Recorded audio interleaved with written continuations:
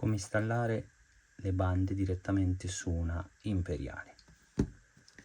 Basta un rotolino di scotch nastrato,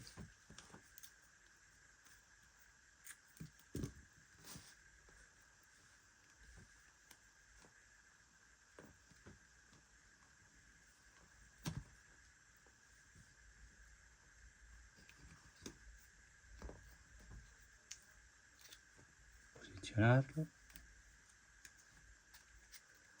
e uno,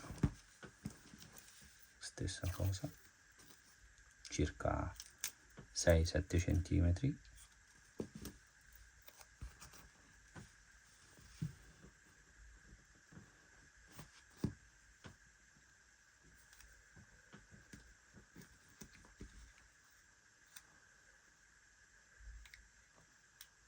ecco qua.